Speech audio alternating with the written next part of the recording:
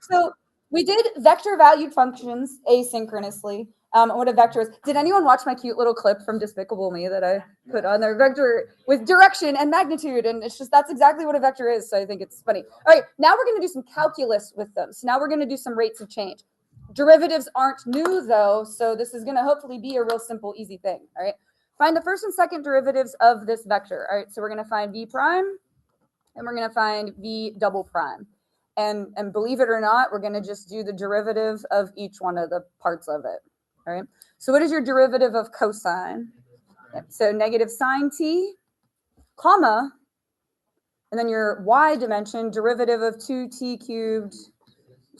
Please don't overthink it. That is what it is. All right. Parametric and vectors unit is usually one of the easier ones out of the BC topics because kind of all it is. And now we're going to do the derivative of that. Derivative of sine is cosine. There just is a negative there in this case. So negative cosine t and then 12t. Cool. The next one says find v prime of 1. So we're going to find v prime of t, and then separately we're going to plug in 1. I always suggest setting it up like that because you don't want to set those two things equal to each other. That's called a linkage error when you set two things equal to each other that are not technically equivalent, and they will not give you that on the AP exam. All right, so our first derivative of t is literally 1, and then 2t. And then you're going to plug 1 in, so it's going to be 1 comma 2. All right. We're going to use these two vectors, v and u, to answer the following questions. So we're going to do our derivative. That's instructions that mean take a derivative with respect to t, but we need to figure out, what our vector is, okay? So it says 3v minus u, all right? So we're going to do 3 times v and then minus u. So 3 times 3t would be 9t minus 4t would be 5t. Yeah, like it's sort of similar to what you did before, except then we're going to do a derivative of it. So we're doing the same thing we just did, but then with calculus sprinkled on top. The vectors, that was not calculus. I was just taking a break and teaching you what a vector is. Now we're doing the calculus with it, okay? So 3 times t squared was 3t squared minus t squared, 2t squared, and then you're going to do the derivative of that. So it would be 5 comma 4t. That's it. Let's try it again. All right, d dt, again, it's instructions that mean take a derivative with respect to t. Half of calculus is understanding what the symbols are asking you to do. It's like learning another language. All right, now this is not 2 times v of t, it's v of 2t. You're going to take 2t and plug it in, okay? So if you take 2t and plug it in there, 3 times 2t, be 6t, cool. And then 2t, imagine it in parentheses, squared. It means 2t times 2t, 4t squared. Good job. Cool, we know our algebra. And then just do the derivative of that. So this is the part that's calculus, is where you're doing a derivative. It'll be 6 comma 8t. Nice. Again, it's mostly just getting used to the symbols, right? So for this one, we're going to take 5t times u. So this would be 5t times 4t, 20t squared. And then 5t times t squared would be 5t cubed. And I just talked you through that verbally. You can do a margin problem. I bring those up all the time. Off to the side, you can just write down what your thoughts are. And then we're going to do the derivative. So 4dt comma what? T squared. Nice. Kind of messed up my bracket there, but that's okay. All right, now we're going to do integrals. Antiderivative. So antiderivative of 2t minus 1, that would be t squared minus t, comma, and if you feel like we missed something, good job, just not there yet. Antiderivative of e to the negative 3t. It would be a u substitution, but we're not going to write out u equals, I guess you can, but it's a timed test. All you want to do is take the reciprocal of negative 3, like your adjustment number, and put it out front. So it would be negative 1/3 e to the negative 3t. That's how I want you to do that on the AP exam. The exam's timed. And if you start writing out everything, then you're going to run out of time. All right, plus c. And that is a constant vector. So it would be something, comma, something that are both constants. So like 3, 7 or something, I don't know. Are we going to have a plus c in this one? No, why not? Boundaries. Okay, so you're going to get an actual numeric answer. So I would just do them separately. Antiderivative of 8t, that would be 4t squared such that 0 to 1. So when we do upper minus lower, that's going to give us just 4, right? Because 0 will be 0. All right, and then the other half of it, negative 3, antiderivative, negative 3t such that 0 to 1. And when you do upper minus lower, negative 3. So that's an example of a constant vector. Do you see how it's just numbers? Like, okay, cool. You know what a constant is. I think we're at the calculus 2 level. I think I can use that word and expect everybody knows what I mean. All right, same exact thing for this one. I just made the antiderivative a little bit more complicated, okay? When you have a cube root of t, that's really t to the power 1/3. Cool. All right, so when you do an antiderivative, you're going to add 1. Now, we're not going to write 1 and a third. It would just be 4/3. And I think I heard somebody say it. In front of that, we're going to put 3/4. Good job. Such that 0 to 1. So when you do upper minus lower, 1 to the 4/3. Well, 1 to any power is just 1. And then times 3/4 is 3/4. And then minus 0. I don't want you to think we're ignoring the lower boundary, but we kind of are. All right, and then e to the negative t. Same kind of thing we did on the other side with that negative 3, and we stuck a negative 1/3. This one's just a little bit easier because it's like just a negative 1. So your antiderivative is just e to the negative t such that, 0 to 1, not t. Actually, and I shouldn't be writing with pen. I'm setting a bad example for you because I would erase, but I'm going to white out. This would be negative 1 over e to the power t. It's that negative exponent. So I'm going to rewrite that. Negative 1 over e to the t. I just whited it out and rewrote it to save space. If you wanted to write it separately, that's totally fine. Because we're going to actually need the 0 this time. It's not going to go away, right? So upper boundary minus lower boundary. If you plug in 1, you just get negative 1 over e minus, now if you plug in 0, you don't get 0. E to the 0 is 1. So this actually comes out to negative 1. So it would be minus negative 1, so plus 1. Good. Okay, cool. You all came with me on that. I tried to say it nice and slowly to get us through every step, but it did get a little complicated.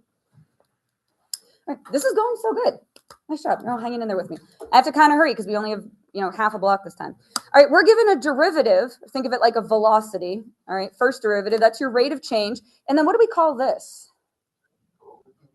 Initial condition. This is your initial condition. We want to go backwards and find v of t. All right, so we're going to take our derivative, our first derivative, and we're going to go backwards. Okay, so I need an antiderivative for 4e to the 2t. It would be like a u substitution, but out front you need to put your reciprocal of 2. So your reciprocal is 1/2 times 4 is 2. Good, you came with me on that. 2e to the 2t. But I need to make sure that if I plug in 0, I get 2. So if I plug in 0, do I get 2? Yeah, cool. So I don't need to add anything on. We're good there.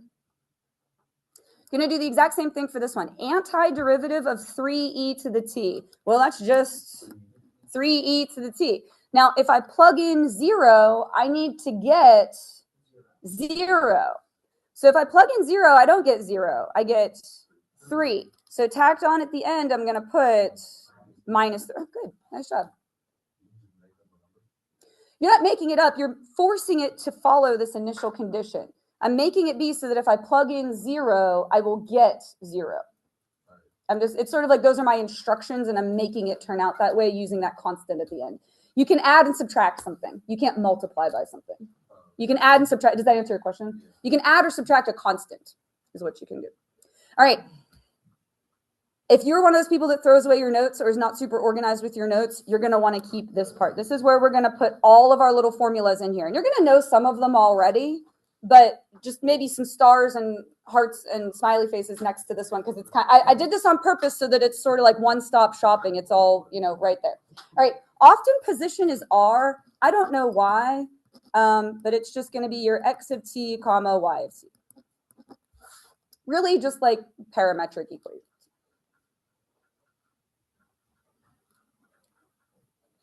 So for velocity, you would just take those and do what? Derive them. Just do a derivative. It would be x prime of t comma y prime of t. We just got done doing that. You're like, Ms. Cole, how is this different? It's not. We're just calling it velocity. We're just using that word. This is, in case you didn't notice, we're going to do particle motion, but with vectors. Remember how we did particle motion way back when? We're going to do particle motion, but with vectors. But it's the same thing. Okay. Now I'm going to skip a couple of these.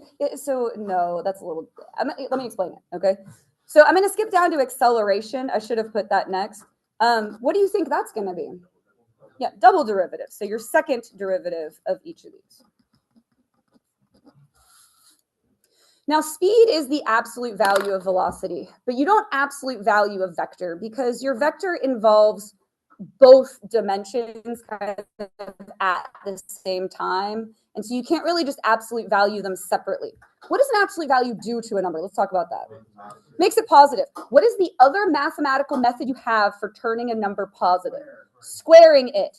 Now, if you square it, you've changed it though. So how do you get rid of the squared that you just, okay. So your speed is going to look like this. You take your derivatives and you square them, but then you square root them to turn it back to what it was. It's a way of, I know, doesn't it look like the thing that we already, I know, cool, you're making connections. But that's the other way that you can turn it positive. You square it, that forces it to be positive, and then you square root it so that you don't change the value. Is this making sense? Yes. Okay, cool. Average speed. I want you to think of this like average value. If I asked you to average a list of numbers, you would take them and you would add them all up and you would divide by how much you've got. So it looks like this: 1 over b minus a, integral a to b of speed, that thing that we just did. I'm going to write it all down again, but if you kind of want to just draw an arrow and be like, hey, it's this thing, that's fine too.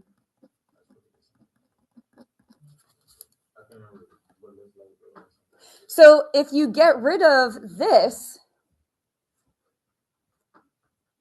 then which one of these things do you have? If you get rid of the thing that makes it average, it's total distance, because this is like your absolute value, and total distance is your accumulation of everything being positive. And when I taught it way back when, the example I used was if I run down the hall and come back to the exact same spot, what was my displacement? 0, but my total distance was quite a lot. All right, so if you copy this over, but without the 1 over b minus a, that's your total distance.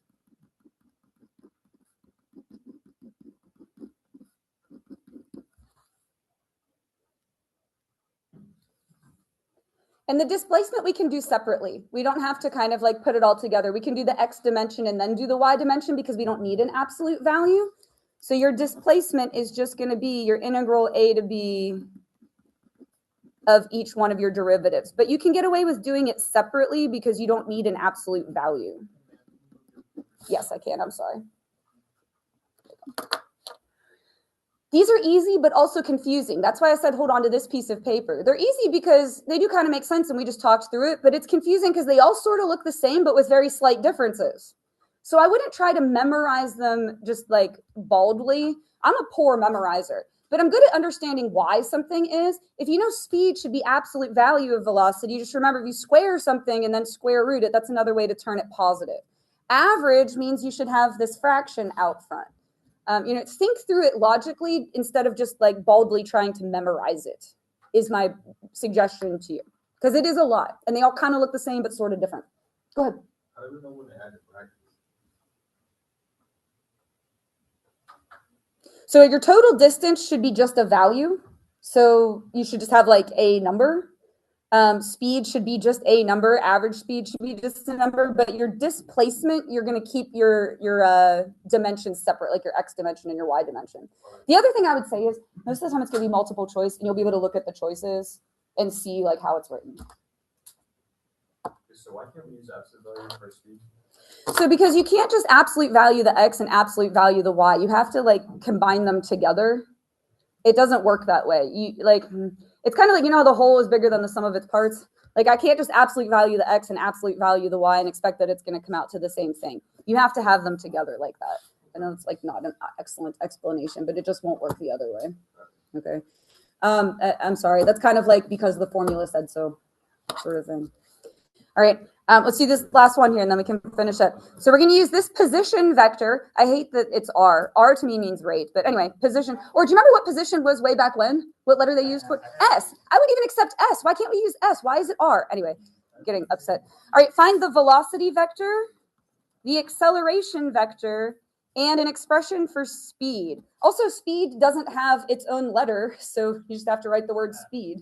I know, why can't that be S? I don't know. No one asked me my opinion, so. Yeah. Nope.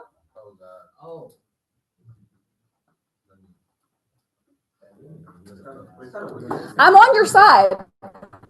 That's why I said it, because it annoys me too. SOT is position, but when you're not talking about vectors.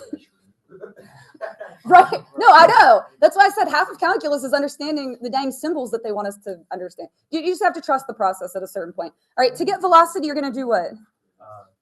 Yeah, and watch, the actual math we're going to do is stupid easy, right? Like all the directions and the symbols and the vocabulary is the hard part. Watch how easy this is going to be. What's your velocity? 2t, comma, 1. See, like, you just have to remember the actual math you're going to do is not that bad, and just kind of like take a deep breath and use your instinct a little bit. All right, acceleration would be 2, 0. Good, perfect. See, you got it. Speed, great big square root. And I like to write it out blank. You can do what you like, but I'm a fan of putting it blank so I don't forget any of my squareds or get parentheses in the wrong place. And in the first one, we're going to put 2t, kind of already did it. And in the other one, we're going to put 1. Let's clean that up a little bit, because if it was multiple choice, they're not going to leave it like that. It would be 4t squared plus 1. Hey, Ms. Cole, square root of 4 is 2. Can't I? No, you cannot. Leave it like that. All right, and then I actually really like this question. Is the particle speeding up or slowing down at t equals -1? In this case, t isn't time. It's not like a real world problem. It's just, this is our position vector, all right? So you're going to do v of -1 and a of -1. You have to look at both velocity and acceleration. How did we know speeding up versus slowing down before? Opposite signs means slowing down. Same sign, even if they're both negative, speeding up. Okay, perfect, good. Just remember it. It's so nice when I have a whole class that just remembers everything I said. We can just keep on going. All right, so if we plug -1 into our velocity vector, we're going to get -2. Acceleration is 2, 0. What one? You mean like a number line? We don't need to, but I am going to draw a picture. Because for me, I like it visually. I like to be able to see it. Now, these vectors aren't starting at the origin, but we're just going to pretend we're going to do a component vector. Unless you want to draw a t table and x and y and do the whole thing and draw the graph of this. No, we can just pretend they start at the origin. Cool. All right, so -2, 1. It means you go -2 in the x direction, 1 in the y direction. So our velocity vector is going to look like that. These are like clock hands, right? And then the acceleration vector, you go 2 in the x direction, nothing in the y direction. So it's going to look like that. So if you just had to like use your common sense and make a guess, if this is your velocity vector and this is your acceleration vector, would you guess speeding up or slowing down just based on instinct? You're correct. Slowing down because these two little clock hands are going. Perfect. Okay, so we're going to say slowing down at t equals -1 because what you guys just said, velocity and acceleration vectors are opposite directions.